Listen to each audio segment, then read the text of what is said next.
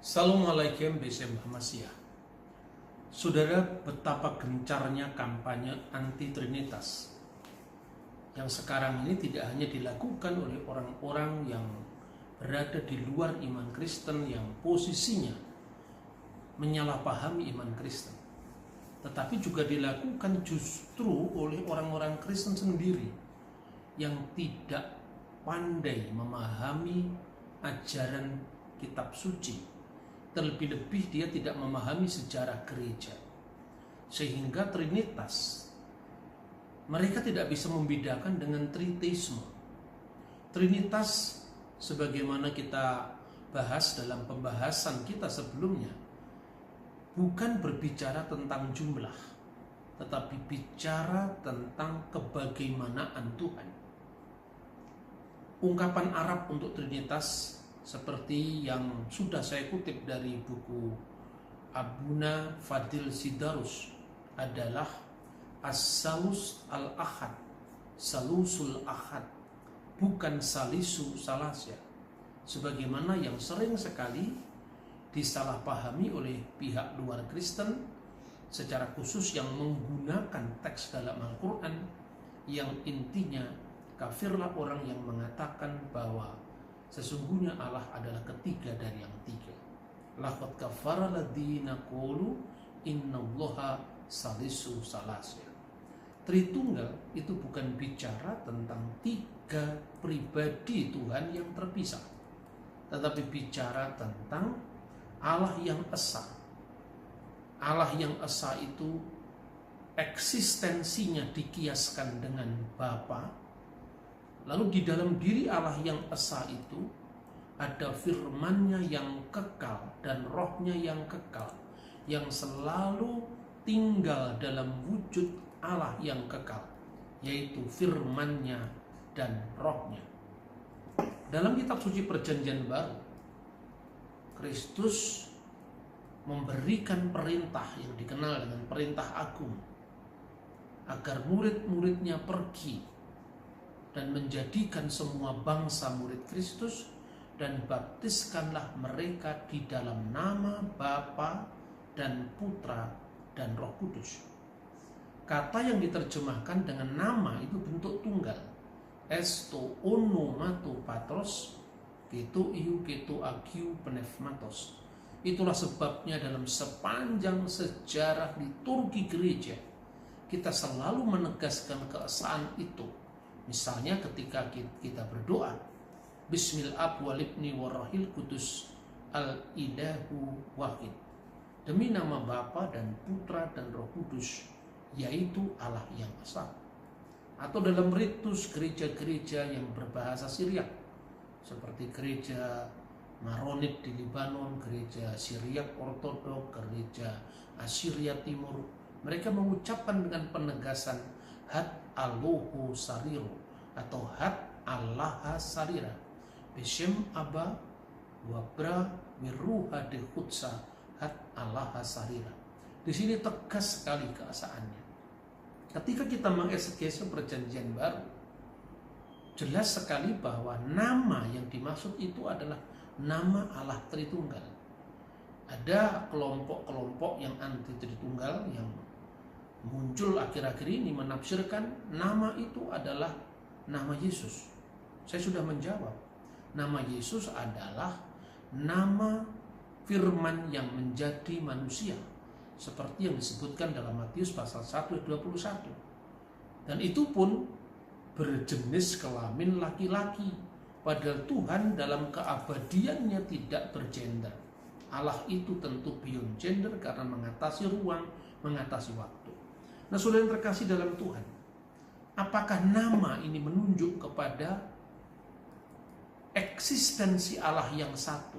Sekalipun dalam eksistensi yang satu itu ada di dalam wahdaniyat bin nisbah, keesaan dalam relasi antara wujud ilahi, the existence of God, lalu firman-Nya yang kekal dan roh-Nya yang kekal, yang disebut dengan Ruach HaKodes atau Ruhul Kudus.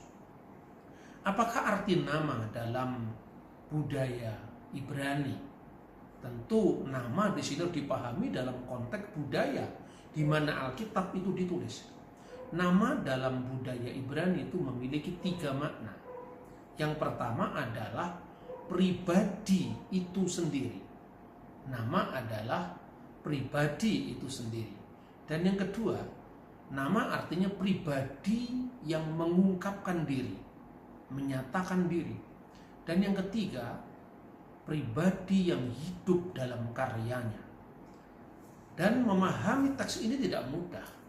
Tetapi apabila kita setia dengan kitab suci dan kita membaca kitab suci secara benar, apalagi kalau kita memahami sejarah kitab suci, kita dengan mudah menangkapnya. Misalnya, tatkala pribadi itu diartikan dengan pribadi yang dinamakan itu sendiri.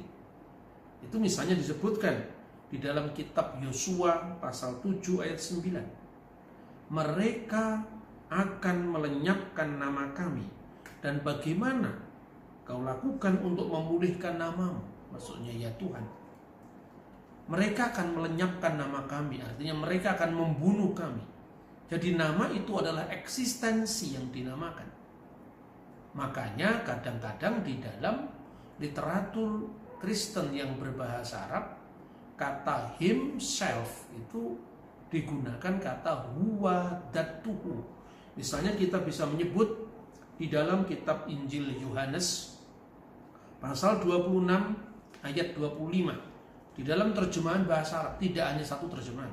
Dalam terjemahan Van Dyck Bible, dalam terjemahan Yesuit di Lebanon yang diterbitkan oleh Darul Kitabil Muqaddas Bisarkil Ausat, semuanya di situ digunakan kata-kata zat, dan kata zat tidak berarti itu adalah zat cair, zat padat seperti penggunaannya dalam bahasa Indonesia. Misalnya Yohanes pasal 5 ayat 26 itu dikatakan li'annahu kama annal aba lahu hayatun fi datihi. Karena seperti Bapa memiliki hidup dalam dirinya sendiri, maka dalam dirinya sendiri itu adalah fidatihi. Kadzalika a'tal ibna, begitu juga diberikan kepada anak itu, maksudnya kepada sang putra, ayyakuna lahu hayatun fidatihi, hidup dalam diri sendiri. Jadi seperti Bapa memiliki hidup dalam sendiri, maka Bapa sebagai sumber keilahian, sebagai masodir ilahiyah, memberikan hidup kepada sang putra. Artinya bukan putra itu adalah ciptaan yang baru, sebab di dalam wujud ilahi yang tunggal itu, Bapa memberikan hidup kepada putra, dan hidup yang disalurkan itu adalah Roh Kudus. Dengan demikian, Bapa, Putra, dan Roh Kudus itu berbeda di dalam personalitas atau pribadi, tetapi di sini bukan pribadi yang sifatnya fisik, pusat-pusat kesadaran yang terpisah, tapi pusat-pusat kesadaran yang berbeda satu sama lain, tapi berdiam pada wujud yang satu, yaitu Allah. Karena itu dalam konteks yang seperti ini Alkitab mengatakan, karena bagi kita hanya ada satu Allah, yaitu Bapa. 1 Korintus pasal 8 ayat 6. Bukan berarti firman bukan Allah, bukan berarti Roh Kudus bukan Allah, tetapi Roh Kudus adalah Allah, firman adalah Allah, mendiami Allah yang satu, yang wujudnya, eksistensinya hanya satu. Itulah maknanya ketika kita mengatakan nama. Jadi nama menunjuk kepada pribadi itu sendiri, kepada wujud ilahi itu sendiri. Kemudian yang kedua, nama itu adalah pribadi yang mengungkapkan diri. Misalnya tatkala kita membaca di dalam Yesaya pasal 30 ayat 27, Hineh Shem Adonai Bamimerhab. Hineh itu bentuk penyangatan di dalam bahasa Arab inna. Sesungguhnya nama Tuhan Shem Adonai ba datang mimerhab dari tempat yang jauh. Tentu kita tidak bisa membayangkan nama itu dalam pengertian abstrak, tetapi nama di situ maknanya adalah pribadi Tuhan yang datang dari tempat yang jauh, dengan menunjukkan kuasanya, yaitu Tuhan datang menyatakan dirinya dari tempat yang jauh. Maka kata Syam di sini maknanya pernyataan diri Allah, pribadi yang menyatakan diri. Kemudian yang ketiga, kisah yang sangat populer yang dicatat dalam kitab 1 Raja-Raja 12 ayat 39. Ketika terjadi peperangan antara seorang nabi Israel dengan nabi-nabi penyembah Baal, ya. Kemudian mereka, artinya para dukun-dukun Baal itu ditantang oleh sang nabi. Elohim yang menjawab dalam api itu, itulah Elohim yang sebenarnya. Di situ digunakan kata sandang ha Elohim. Maka ketika ternyata bahwa dewa-dewa yang disembah oleh orang-orang penyembah Baal itu ternyata tidak menjawab, yang menjawab adalah Adonai, yaitu Tuhan Allah Israel, maka mereka berseru bahwa Tuhan adalah Allah, Tuhan adalah Allah. Adonai huwa Elohim, Adonai huwa Elohim. Dan dalam terjemahan bahasa Arab diterjemahkan Ar-Rabbu huwa al-ilah, Ar-Rabbu huwa al-ilah, atau dalam terjemahan lain Ar-Rabbu huwa Allah, Ar-Rabbu huwa Allah. Nah, ini artinya Allah datang dengan menyatakan diri, maka nama adalah pribadi yang menyatakan diri. Dan yang ketiga, dalam proses pertarungan antara Israel dengan Baal tadi adalah nama, itu artinya dia yang datang dengan kuasanya yang dahsyat. Maka dengan menyebut baptiskanlah dalam nama, itu artinya nama Tuhan yang di situ tercakup Bapa, Putra, dan Roh Kudus. Nah, saudara-saudara sekalian, dalam liturgi atau di dalam peribadatan, karena tentu agama itu memiliki 3 aspek. Yang pertama ortodoksia, yaitu kebenaran dalam ajaran, dan yang kedua adalah ortolatria, kebenaran dalam penyembahan, dan yang ketiga adalah ortopraksia, kebenaran dalam praktek hidup yang lurus, praktek hidup yang benar. Nah, dalam konteks ortodoksia yang kemudian disambung dengan ortolatria, yaitu iman yang benar yang kemudian dilaksanakan dengan ibadah yang benar. Di dalam buku-buku peribadatan atau yang disebut Qudas al-Ilahi li Marbasilius al-Kabir misalnya, seperti buku ini yang saya bawa ini, adalah liturgi yang dipakai di banyak gereja-gereja yang berbahasa Arab, ya, termasuk itu adalah gereja Koptik Ortodoks atau gereja Koptik Katolik atau banyak gereja lain di Timur Tengah yang memakai bahasa Arab. Maka di situ pribadi Tuhan yang Maha Esa yang adalah Bapa, Putra, dan Roh Kudus disebut dengan namanya, ya. Misalnya Masdan wa karomatan li ismukal kudus, segala kemuliaan dan segala kebesaran bagi namamu yang kudus. Lalu li ismukal kudus itu kemudian disambung dengan ayyuhal abu walibnu warohil kudus, wahai Bapa dan Putra dan Roh Kudus, ya. Antara lain juga bisa disebutkan Bapa, Putra, dan Roh Kudus itu kemudian dalam bahasa gereja disebutkan misalnya As-Salusul Kudus, As-Salusul Ahad, atau As-Salusul Kamil, ya. Ketiga sifat zat Allah yang sempurna. Maka dikatakan li'annahu mubarakun abu walibnu warohil kudus as-salusul kamil al-ana wa kulu awanin wa ila dahrid dahirin amin, dan seterusnya. Nah, yang kedua, kadang-kadang orang tidak bisa memahami tentang pribadi Kristus, seperti yang belum kita bahas ya hari ini, akan kita singgung sekilas. Yang pertama-tama, Kristus itu dipahami oleh iman Kristen sebagai satu kodrat ganda firman Allah yang menjadi manusia. Dan ungkapan ini muncul dari bapak gereja dari Alexandria, namanya adalah Markirelos al-Iskandari, Kirelos Agung dari Iskandaria.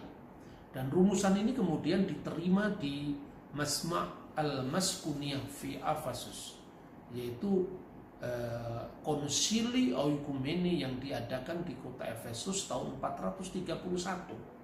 Nah, ungkapan yang dipakai dalam bahasa Yunani adalah mia pesis ton theon logon sisarkumeni, yang artinya satu kodrat ganda firman Allah yang menjadi manusia.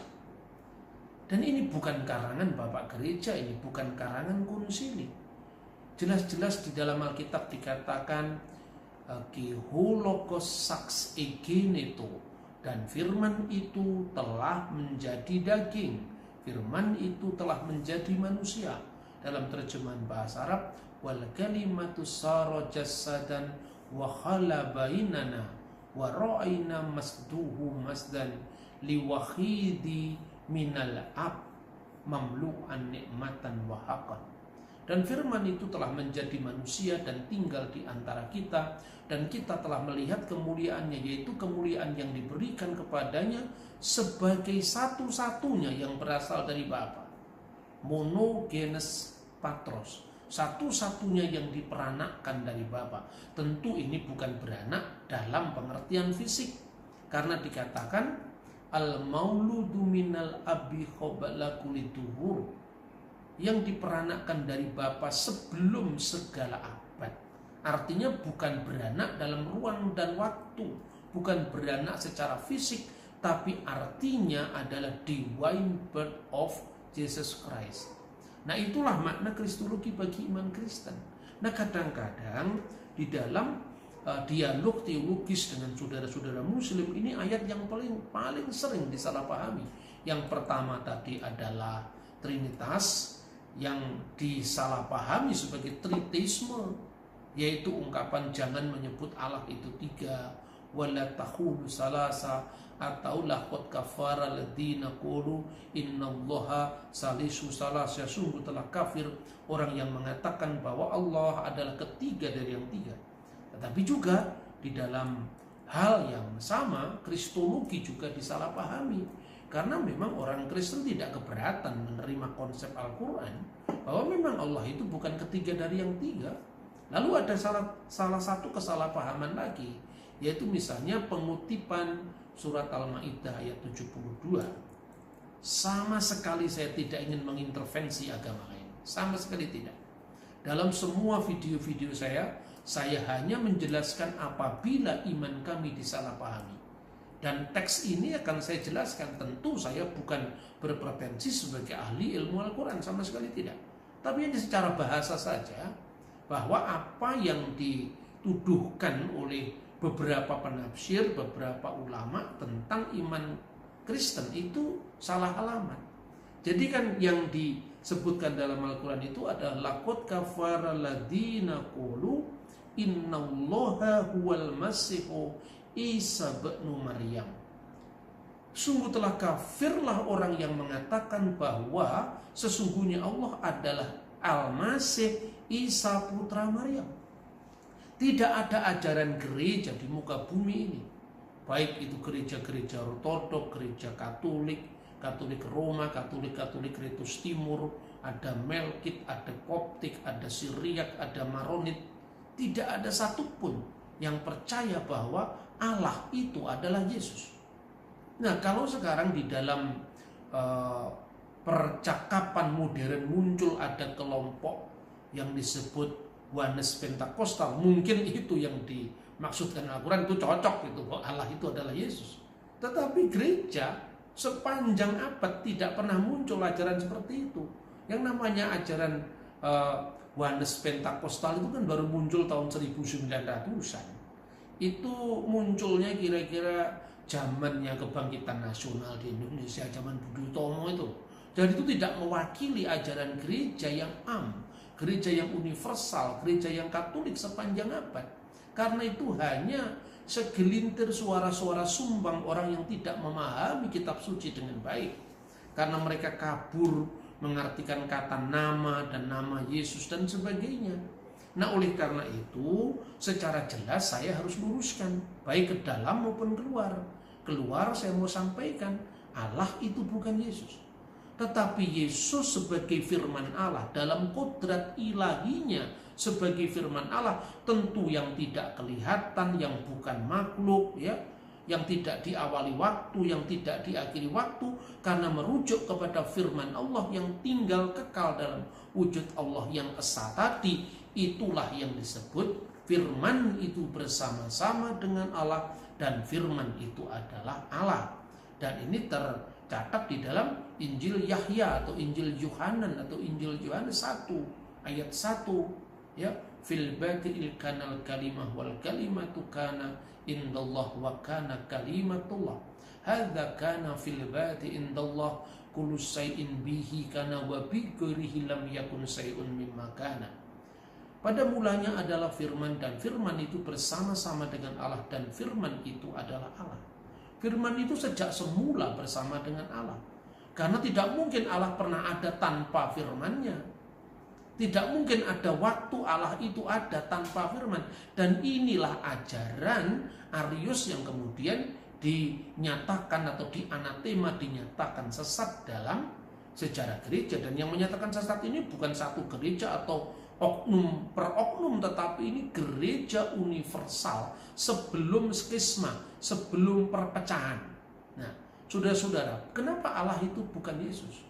Sebab Allah itu adalah Ismu Dat. Ismu Dat itu artinya nama substansi, yaitu Al-Khaliq, sang pencipta langit dan bumi. Dan maknanya di sini tentu adalah bukan zat cair, zat padat seperti yang diungkapkan orang Kristen awam itu. Karena jelas-jelas saya kutipkan tadi dari Injil Yohanes pasal 5 ayat 26, dan juga dalam sepanjang teks-teks liturgis gereja itu dipakai. Nanti kita akan membahas lebih lanjut tentang persoalan kristologi ini, tentang misteri Kristus ini. Tapi yang mau saya katakan, apa penolakan bahwa Allah itu adalah Yesus? Allah adalah Yesus itu adalah ajaran patripasionisme yang dinyatakan sesat oleh gereja. Atau kalau bisa diparalelkan dalam bahasa Arab itu ajaran mujasimah, di mana Allah itu sama dengan fisiknya Yesus. Dan ini mungkin mujasimah modern ini ya adalah ajaran Pentakosta Oneness tadi. Padahal itu bukan ajaran kitab suci, bukan ajaran para rasul. Itu angan-angan orang dari abad 20, awal abad 20. Oleh karena itu kalau orang mengatakan bahwa Yesus itu adalah Allah, itu tidak merujuk pada kemanusiaannya yang datang ke dunia, yang kelihatan, yang haus, yang lapar. Dan oleh karena itu ketika Injil mengatakan Yesus haus, Yesus lapar, itu merujuk pada kemanusiaannya, dia yang fisiknya kelihatan itu, bukan merujuk kepada kodrat ilahinya yang kekal. Itulah sebabnya maka orang-orang Kristen merumuskan itu dengan bahasa yang mudah diterima, sepenuhnya ilahi, sepenuhnya insani. Sepenuhnya ilahi itu adalah kamil bilahud, sempurna dalam keilahian sebagai sang firman. Dan sang firman itu harus Allah. Sebab kalau sang firman itu kekal, tidak diawali oleh waktu, tidak diakhiri waktu, dan sang firman itu bukan Allah, berarti ada dua yang kekal berdamping-dampingan. Allah itu kekal dalam pengertian wujud, datnya itu kekal, lalu firmannya juga kekal. Lah kalau firmannya itu kekal, tidak diawali waktu, tidak diakhiri waktu, dan Allah itu kekal, tidak diawali waktu, tidak diakhiri waktu, lalu ada berapa jumlah Allah? Nah, seandainya Allah itu ada waktu di mana tidak ada firmannya, berarti Allah tidak maha sempurna. Jadi sekali lagi ungkapan Yesus adalah sepenuhnya Allah itu sama sekali tidak merujuk kepada wujud inkarnasinya yang laki-laki itu, yaitu kemanusiaan Yesus yang disalib, yang lapar, yang haus. Maka dengan demikian Dalam kemanusiaan Yesus itu dia sebagai manusia sempurna yang mengajarkan peribadatan kepada Allah yang Esa. Itulah sebabnya Yesus mengatakan, dengarkanlah wahai Israel, mengutip kitab Taurat Sefer Hadivarim 6 ayat 4, bahwa Tuhan Allah yang kita sembah, Tuhan itu Esa. Shema Yisrael Adonai Eloheinu Adonai Echad. Jelas sekali.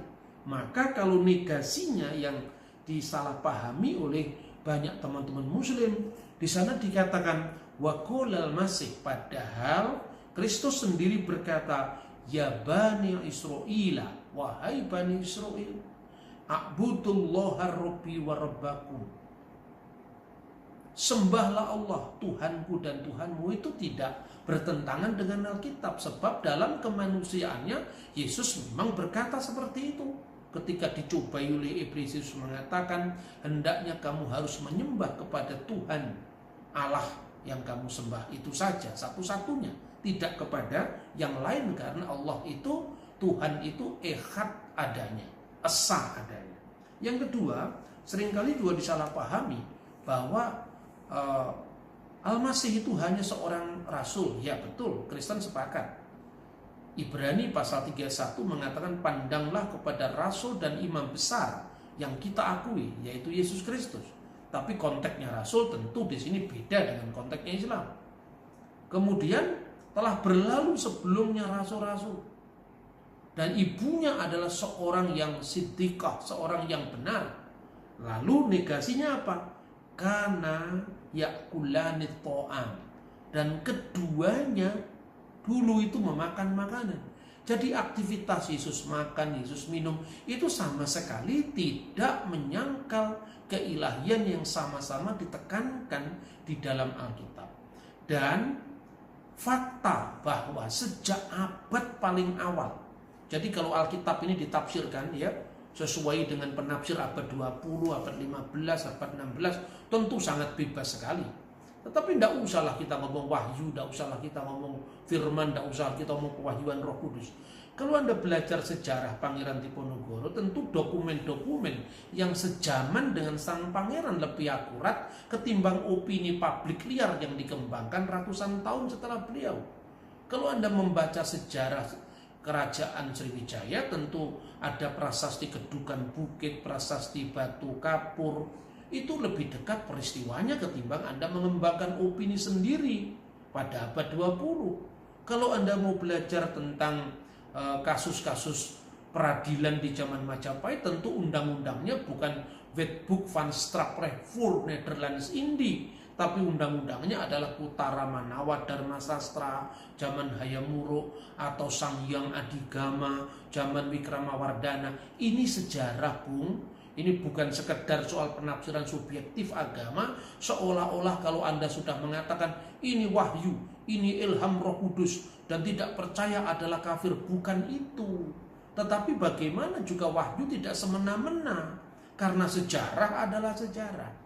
Nah, saudara-saudara, kita selanjutnya akan membahas tentang misteri lebih lanjut mengenai perumusan keilahian Kristus, dan itu bukan perumusan konsili yang baru muncul abad keempat. Saya katakan tadi, dari abad awal setelah Alkitab yang ditulis oleh para rasul, murid-muridnya para rasul juga sudah mengucapkan itu. Misalnya Ignatius dari Antioquia itu meninggal pada tanggal 20 Desember tahun 107 sebagai mati syahid, meninggalkan 7 dokumen yang sampai sekarang bisa dilestarikan saat ini.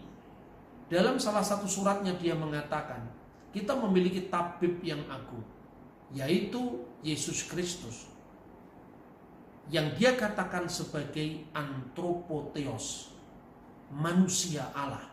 Di sini sudah bicara tentang kodrat ganda Kristus yang kemudian pada abad keempat diungkapkan dalam konsili sebagai miapesis ton theolokon sisarkomeni.